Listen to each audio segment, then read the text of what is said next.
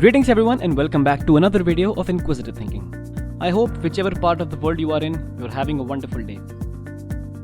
Now this is part 4 of Understanding Trigon series, in which we are talking about trigonometric identities. In this one we are going to focus at 4 major topics: values of trigonometric ratios for 30, 45 and 60 degrees, then visualizing a degenerate triangle, then values of trigonometric ratios for 0 and 90 degrees, and finally we'll talk about fundamental trigonometric identities. Let's talk about the values of trigonometric ratios for 45 degrees. For this purpose we are going to draw a unit square ABCD of side length 1 unit. Now we are going to draw a diagonal AC, and we know that diagonal of a square bisects the involved vertex angles. It means AC is going to bisect angle A and angle C. So angle BAC and angle BCA are equal, which is 45 degrees each. Now what we'll do, we'll isolate triangle ABC. After isolating triangle ABC, we know that AB and BC are equal to 1 units. And using Pythagoras theorem, we can write AC equals to root 2 units. Now for angle A, which is equal to 45 degrees, perpendicular is BC, base is AB, and hypotenuse is AC. And here are the respective side lengths. Now let us find the values of all trigonometric ratios for angle A. Now we have written all the 6 trigonometric ratios for angle A. Next we are going to substitute the value of angle A, sides AB, BC and CA. So after substituting the values, we have got all the values of trigonometric ratios for angle 45 degrees. Now before we move forward, one more thing is also worth noticing. Values of these trigonometric ratios does not depend on the side lengths of the triangle, as long as angle is 45 degrees. Now we'll talk about values of trigonometric ratios for angle 60. For this purpose we are going to draw an equilateral triangle of side length 1 unit. Now we are going to draw a perpendicular or altitude from C to point D, and we also know that altitude of an equilateral triangle bisects the angle of origin and the side it falls on. So angle DBC is equal to 60, whereas angle DCB is equal to 30 degrees. Next we are going to isolate triangle BDC. So here we have triangle BDC. We have got two sides, and using Pythagoras theorem we can write CD equals to root 3 upon 2 units. Next for angle B, perpendicular is DC, base is BD and hypotenuse is BC. These are the respective values of DC, BD and BC.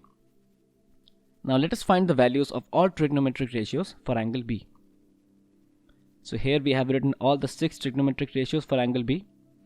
Now we are going to substitute the values of angle B, sides DC, BC and BD. And just like this, we have got all the values of trigonometric ratios for angle 60. Next, using the same triangle, we are going to find the values of trigonometric ratios for angle 30 degrees. Now for angle C, which is 30 degrees, perpendicular is BD, base is DC and hypotenuse is BC. And these are their respective values. Similarly, we are going to find the trigonometric ratios for angle C as well. So here are all the 6 trigonometric ratios for angle C, and you might have guessed by now what we are going to do next. We are going to substitute the values of angle C, sides BD, DC and BC. And just like this, we have got all the values of trigonometric ratios for angle 30 degrees. Now before finding the values of trigonometric ratios for 0 and 90 degrees, let us first see what is a degenerate triangle. A degenerate triangle is a limiting case of a triangle in which all 3 vertices are collinear. For the better understanding of the statement, let us visualize a degenerate triangle. For this purpose, we are going to use an application called GeoGebra. So let us first understand the setup here. We have a triangle ABC right angled at A. AB and AC are 7 units, and currently BC, which is the hypotenuse, is approximately 9.9 units, and area of the triangle is approximately 24.5 square units. Now we have got a slider over here which is going to change the values of angle alpha, which currently is 90 degrees, and angle alpha is nothing but angle A. Now when I increase the value of angle alpha or angle A, just look at the value of BC. As you can see, when we are increasing the value of angle A, side BC is increasing, but area of triangle goes on decreasing. Now suppose angle alpha is 141 degrees. Currently BC is 13.2 and area of triangle ABC is 15.42 square units. Let's increase angle alpha a little bit more. Now angle alpha is 152 degrees and BC is 13.58 units. And area of triangle ABC has reduced further. And you can see triangle is becoming flatter and flatter. Now what would happen if angle alpha were to be equal to 180 degrees? We know in this triangle ABC, sum of all the angles must be equal to 180 degrees. So if angle A itself becomes 180 degrees, can you guess the values of angle B and angle C? So let's make angle alpha equals to 180 degrees. At 180 degrees, you can see that area of triangle ABC is now 0 square units. BC is equal to 14 units, which is the sum of AB and CA. In this configuration, triangle ABC is called a degenerate triangle. Now let's bring back angle alpha to 90 degrees. As we decrease angle alpha, you can see that BC is decreasing and so is area of triangle ABC. And when angle alpha is equal to 0 degrees, point B and C are now coinciding with each other, as a result of which BC is now 0 units and area of triangle ABC is 0 square units. In this configuration, triangle ABC is called a degenerate triangle. Now let's get back to our slides. So we have got triangle ABC right angled at angle B. Angle A plus angle B plus angle C is equal to 180 degrees. Now since angle B is 90 degrees, sum of angle A and C is also equal to 90 degrees. While keeping angle B a right angle, let us see how triangle ABC behaves when either of angle A or angle C is changed. One can easily judge from the above equation that as angle A increases, angle C decreases and vice versa. So now we are going to compress the triangle horizontally. After compressing the triangle horizontally, you can see that triangle ABC is becoming flatter and flatter. And from moving from left to right, as angle C is increasing, that is approaching to 90 degrees, angle A is decreasing, that is approaching to 0 degrees. And in case angle C is equal to 90 degrees and angle A is equal to 0 degrees, triangle ABC becomes a degenerate triangle. Here, AB is equal to AC and BC is equal to 0, since B and C are coinciding on each other. So carrying forward this information, let's write the trigonometric ratios for angle C. Here we have all the 6 trigonometric ratios for angle C. We know that AB is equal to AC and BC is equal to 0. So in place of BC, we will substitute 0 and in place of AC, we will substitute AB. After substituting the values of angle C, AC and BC, we have got this. And after some simplification, we can write these results. Sin 90 is equal to 1 since AB upon AB is equal to 1. Cos 90 is equal to 0 since numerator is 0. Tan 90 is undefined because something divided by 0 is not mathematically defined. Cosec 90 is again equal to 1. Sec 90 is undefined and cot 90 is equal to 0. Now we are going to find the values of trigonometric ratios for angle A. Again we are going to do the same thing. We are going to substitute AC for AB and BC for 0. So here we have the trigonometric ratios for 0 degree as well. And after evaluating the ratios, we have got this result. Sin 0 is equal to 0. Cos 0 is equal to 1. Tan 0 is equal to 0. Cosec 0 is undefined. Sec 0 is equal to 1.